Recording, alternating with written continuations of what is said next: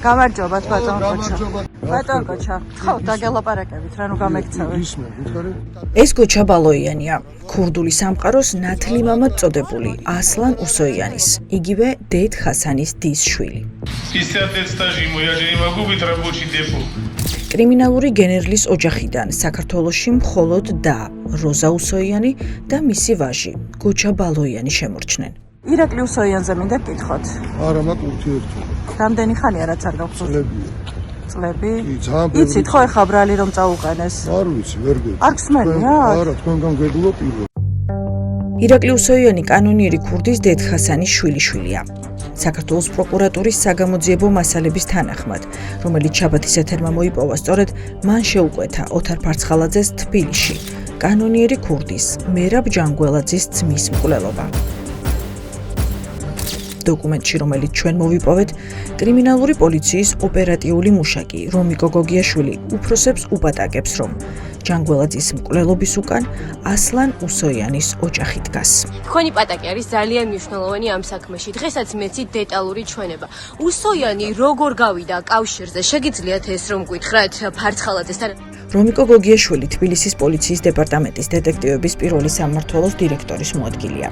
მისი პატაკის თანახმად, დედ ხასანის შვილიშვილმა ფარცხალაძეს ჯანგველაძის მკვლელობის ორგანიზებისთვის 5 მილიონი მისცა. არავითარი ურთიერთობა არ მაქვს მაგ ადამიანთან. თქვენ ხო დედ ხასანის დიშვილი ხართ? რა. ის არის დედ ხასანის რა, შვილიშვილი. დიშვილი ვარ. რატო გაემიჯნეთ ასე? ეხლა კიდე გეუბნებით, ეს არის ჩვენი ოჯახური მომენტები და ეხლა ყველაფერს ხო არ გეტყვი. რატომ შეიძლებოდა შეეკვეთა მას მკვლელობა რა ჯანგველაძის? ვიცი, კითხეთ იმას. აცხოვნოს ღმერთმა ყველა და არ ვიცი, რაც არ ვიცი, როგორ უნდა გიპასუხო. დედ ხასანის დიშვილი ადასტურებს მხოლოდ იმას, რომ ქართული ოცნების პარტიული მხარდამჭერია და მიუხედავად იმისა, რომ ბიძინა ივანიშვილის მთავრობამ მის ოჯახს 2013 წელს დედ ხასანის საქართველოში გადმოსვენებისა და დაკრძალვის უფლება არ მისცა, მაინც ოლიგარქის ხელისუფლების გულშემატკივრად რჩება. დედ ხასანის ჩამოსვენებაზე ივანიშვილის მთავრობამ უარი რატო გითხრათ 2013 წელს? არაფერი უარი არ უთქვია, არ ვიცით რატო არ ჩამოასვენეს. არც ჩვენ ვიყავით მან დაკრძალვაზე. უარი თქვა შინაგან საქმეთა მინისტრმა. თქვენ ჩემზე კარგად გწოდნიათ ყველაფერი, თქვენ გაგებულობ ამ ამბებს. კი, ვიცი, კი. და გეხვეწები არ გინდა რა ეს გაწიე ახლა და იმის გამო რომ მაყოფილი ხართ ხო? რატომაცა რა ძალიან ქართულ ოცნებას დიდ პატივს ავცემ. კი, ნახეთ არჩევნებზე. კი ბატონო, კი.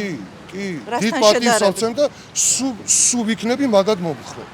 რატომ ბატონო? იმიტომ ნორმალურად მიყავთ ყველაფერი, კაი რეჟიმია. ენი ფოსი დედამო. ყველა ნაციონალისტი დაშენებს. ყველა ნაციონალისტი ოჯახი მომხატ. ის რომ დედ ხასანის ოჯახი საქართველოში ქართულ ოცნებაზე მუშაობს, ეს მხოლოდ ამ სატელევიზიო ინტერვიუთი არ დასტურდება. შაბათის ეთერს გადაღებული აქვს კადრები, სადაც ჩანს, რომ 2020 წლის საპარლამენტო არჩევნებზე სწორედ დედ ხასანის დიშვილი გოჩა ბალოიანი იყო ჩართული ოცნებისთვის ხმების მობილიზებაში. მეტიც, ის არჩევნების დღეს ვარკეთილის საარჩევნო უბნებს აკონტროლებდა და ხმის მიცემის პარალელურად მას ჰქონდა ჩაბარებული უბნებთან მობილიზებული ქუჩის ბიჭების კონტროლიც. იგებ, ნუ იგებ, ბიჭო რა. რატო იგებ? გვაგი შემძალი იცნო. გაწია ბიჭო კამერა რა. გაწია, ნუ იგებ. ამ არჩევნებიდან 5 წლის თავზე დედ ხასანის დიშვილი იგებს, რომ მისი ოჯახის წევრს ოცნების გამოძიებამ ბრალი ბოლო დროის ყველაზე გახმაურებული მკვლელობის ორგანიზებაში დასდო. ლევან ჯანგველაძის სისხლის სამართლის საქმის მასალების მიხედვით ირაკლი უსოიანმა შური 2013 წელს მოსკოვში მოკლული ბაბუის გამოიძია. რადგან პატაკში ვკითხულობთ, რომ უსოიანი დედ ხასანის მკვლელობას სწორედ ძმებ ჯანგველაძეებს უკავშირებს. საბოლოო ჯამში ლევან ჯანგველაძის მკვლელობის ინიციატორი ქურდულ სამყაროში ყველაზე ცნობილი, აც გარდაცვლილი ეგრეთ წოდებული კანონიერი ქურდის, ასლან უსოიანის, იგივე დედ ხასანის შვილიშვილი ირაკლი უსოიანია, რომელიც ოთარ ფარცხალაძეს და მის ნათლი მირონს, დავით მიქაძეს და მის ძმას, გიორგი მიქაძეს დაუკავშირდა და 5 მილიონი დოლარის სანაცვლოდ შეუკვეთა ლევან ჯანგველაძის მკვლელობა, ვინაიდან ასლან უსოიანის ოჯახის ვერსიით, ეს უკანასკნელი მოკლული უნდა იყოს ლევან და მერაბ ჯანგველაძეების შეკვეთით. დღეს ამ ეთერში გიყვებით, რა კავშირი შეიძლება არსებობდეს დედ ხასანს, ჯანგველაძეებსა და ბიძინა ივანიშვილს შორის. კრიმინალური ისტორია სათავეს როგორც ჩანს 90-იანების მოსკოვიდან იღებს. გამაოგნებელი ფაქტების მთხრობელი პუბლიცისტი გიგა ლიბარდელიანია. მას რუსული მაფიის შესახებ რამდენიმე ნაშრომი აქვს მომზადებული. ლიპარტელიანის ავტორობით არის გამოცემული ბიძინა ივანიშვილისთვის მიძღვნილი წიგნიც, სიმართლე, რომელიც ქართულმა ხალხმა უნდა იცოდეს. ეს უნდა იცოდეთ, თქვენ საიდან იწყება ივანიშვილის სიძულვილი და ივანიშვილის შიში ამ ჯანგველაძე უნიანის კლანისადმი. ივანიშვილზე გამოცემული წიგნის შემდეგ გიგა ლიპარტელიანმა 2013 წელს საქართველო დატოვა. ეს მისი პირველი ინტერვიუა თითქმის 14 წლიანი პაუზის შემდეგ. ჰიტლერიდან პუტინამდე ფილმის ავტორი ირწმუნება, რომ ბიძინა ივანიშვილისა და ქურდული სამყაროს ურთიერთობა 1993 წელს ოლიგარქის ძმის ალექსანდრე ივანიშვილის გატაცების შემდეგ დაიწყო და ახლა განვითარებული მოვლენები პირდაპირ კავშირშია 90-იანებში მომხდარ ფაქტთან. როგორ გაგათავისუფლეს? თანხა არ გადაიხადა თქვენმა ძმამ და ვისი ჩარევით მოხდა თქვენი გათავისუფლება? მილიარდერის ძმის გატაცების მომენტში 90-იანების რუსეთში ქართველი კანონიერი ქურდები მერაბ ჯანგველაძე, ტარიელ ონიანი და არსენ მიქელაძე ერთ დაჯგუფებად მიიჩნეოდნენ. რამდენიმე ჟურნალისტური გამოძიების ავტორი იმასაც ამბობს, რომ ალექსანდრე ივანიშვილის გატაცება მაშინ მოსკოვში სწორედ ამ დაჯგუფების სახელთან იყო დაკავშირებული. ახლა უკვე ყველასთვის ცნობილია, რომ გამოსასყიდის სახით მოთხოვნილი ფული მილიარდერმა არ გადაიხადა და საქმის მოგვარება რუსეთის ფედერაციის თავდაცვის მინისტრს პავლე გრაჩოვს თხოვა. დაბმული ყავდათ და გადამალული ყავდათ ბიძინა ივანიშვილის ძმა და ბიძინა და ნელოდენ ფულს. მაგრამ ბიძინამ დააბრუნებინა გრაჩოვს დაარეკინა ჯაბასთან.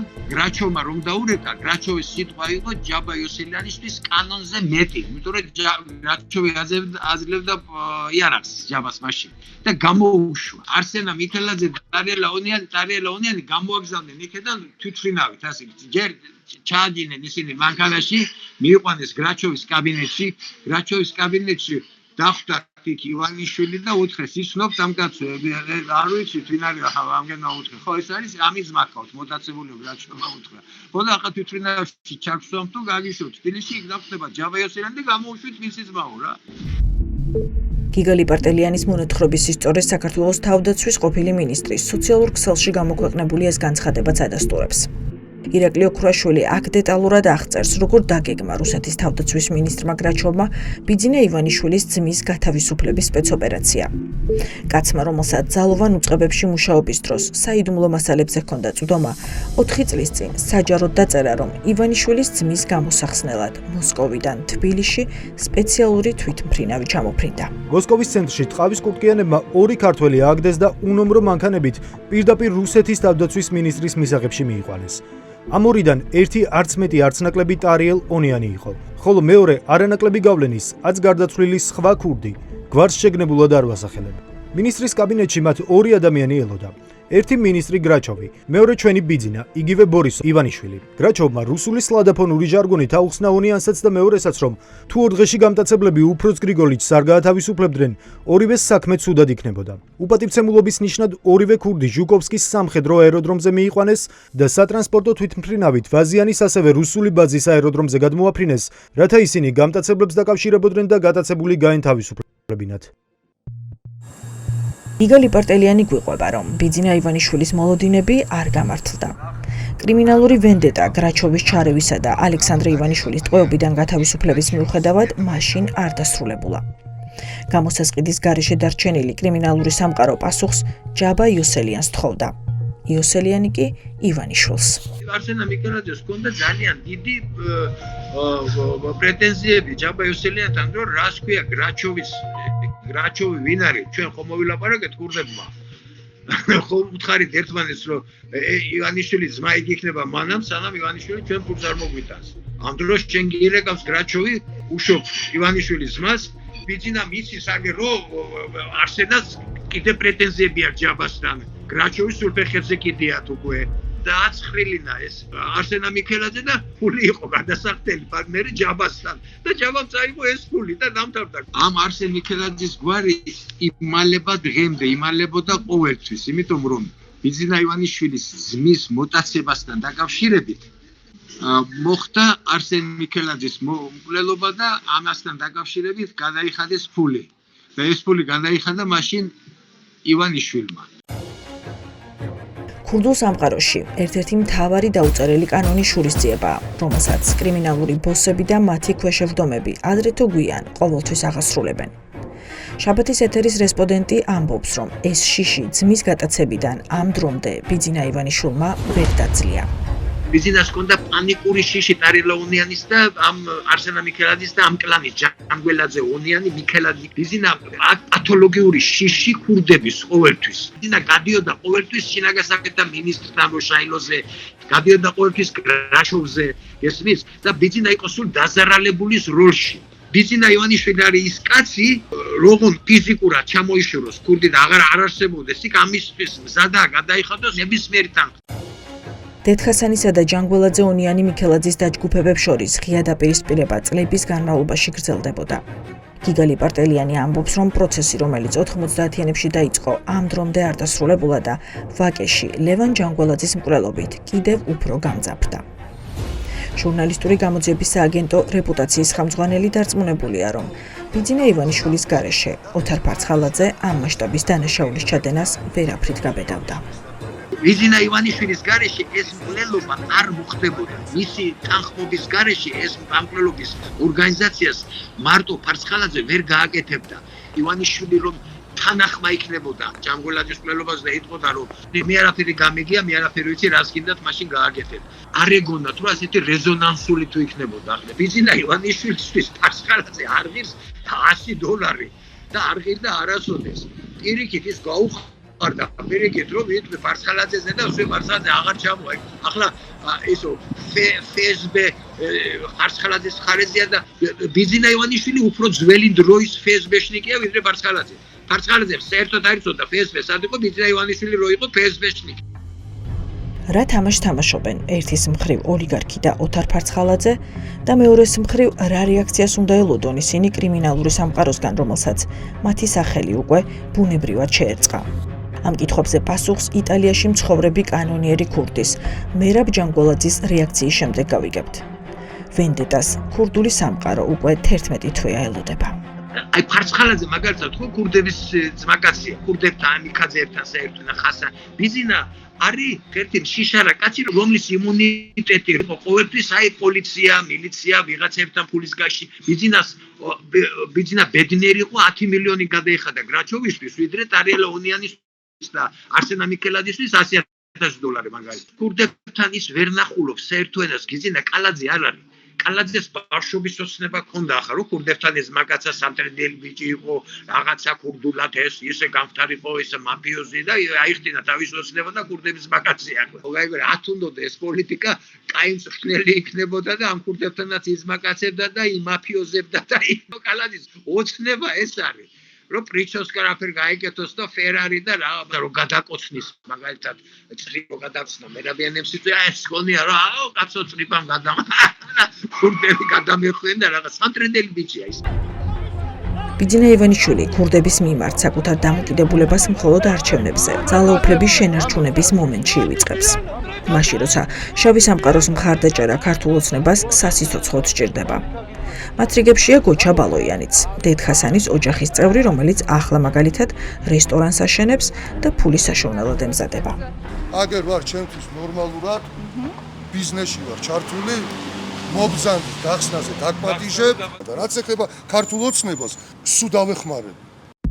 არადა წლების წინ კრიმინალური სამყაროს წინააღმდეგ საბრძოლველად ბიძინა ივანიშვილმა ფულადი რესურსი არ დაიშურა და ბევრი ფული გადაიხადა იმისთვის, რომ რუსეთში კანონიერი ქურდების წინააღმდეგ სპეციალური დანაყოფი შექმნილიყო. Отделения по борьбе с организованной преступностью, они вынуждены были в себе аккумулировать, скажем, так сказать, оперативные знания и по линии уголовного розыска. რუსეთის უშიშროების საბჭოს მდივანი ვლადიმერ რუშაილო ახლა სწორედ იმ სპეციალური დანაყოფის შექმნაზე საუბრობს, რომელიც ბიძინა ივანიშვილთან ერთად 90-იანების მოსკოვში შეიქმნა. გადაწყვეტილება მილიარდერმა ძმის გატაცების შემდეგ მიიღო და ამას 2005 წელს ვედომოსტისთვის მიცემულ ინტერვიუში თავადვე ადასტურებდა. მე დავიწყე თანამშრომლობა სამართალდამცავ უწყებებთან. 1993 წელს ვლადიმერ რუშაილოს დახმარება, რომ არა ჩემს ძმას ვერ ვიპოვიდი. ჩემი ინიციატივით ორგანიზებულ დანაშაულთან ბრძოლის რეგიონალურ სამმართველოში შეიქმნა სტრუქტურა, რომელსაც ჩემი ბანკიდან ვაფინანსებდი. ამ უწყების თანამშრომლები ჩვენს ერთ ზარზე მოდიოდნენ და ეს უწყება დიდი ხნის განმავლობაში ეფექტურად მუშაობდა. ბიძინა ივანიშვილის ძმის გატაცებისა და შემდეგ უკვე გათავისუფლების მომენტში საქართველოს შინაგან საქმეთა მინისტრის პოსტს თემურ ხაჩიშვილი იკავებდა. მას აღარ უნდა იმის აღიარება, რომ 30 წლის წინ ბიძინა ივანიშვილს რუსულ სპეცსამსახურებთან იმდენად მჭიდრო კავშირი ჰქონდა, რომ მისი თხოვნით მზად იყვნენ მოსკოვის ცენტრში კანონიერი ქურდები გაიტაცებინათ და თბილისში სამხედრო თვითმფრინავით გამოეშვათ. თქვენ ჩართული იყავით ამ სპეცოპერაციაში? ბიძინა ივანიშვილის თქვენმა და თქვენმა ხელმძღვანელებმა თქვენ იყენებთ. ერთ ადგილას უნდა კოცნონ ბატონ ბიძინა ივანიშვილს. 2012 წლის 15 ოქტომბრის სტატიაში გამოცემა საბესედნიკი წერდა, რომ რუსეთში მილიარდების შოუნის გზაზე ქართულ ბიზნესმენს შეხება უწევდა როგორც რუსულ სპეცსამსახურებთან, ისე კრიმინალებთანაც. სტატიაში სახელწოდებით ბიძინა ივანიშვილის საიდუმლო ბიოგრაფია ჟურნალისტი რიმა ახმიროვა წერს, რომ ივანიშვილი ერთ-ერთი ბიზნეს გარიგების დროს დაპატიმრებულიც იყო. 90-იანებში დამწყები ბიზნესმენი დაპატიმრებული იყო ერთ-ერთი ბიზნეს გარიგების გამო. იზოლატორიდან კი გამოვიდა ახალი კონტაქტებით ქართველ ქურდებთან, რომლებიც ბიზნესის მფარველობას დაპირდნენ. ციხიდან გამოვიდა სურვილით, რომ ამ ფსკერზე აღარასდროს მოხვედრილიყო და ამას დღემდე ახერხებს. რუსულ ციხეში მოხვედრა იყო სავარაუდოდ ბოლო წვეთი, რომელმაც ბიძინა ივანიშვილს ქურდული სამყაროს მიმართ შიში აგრძნობინა და ამავდროულად მათი გავლენებისა და ძალაუფლების აღიარებაც მოუწია. ასეა დღემდე კრიმინალების მიმართ პანიკური შიშის მიუხედავად ქართული ოცნება ამ დრომდე ეგრეთ წოდებული შავების მიერ ჩატარებულ არჩევნებზე დგას.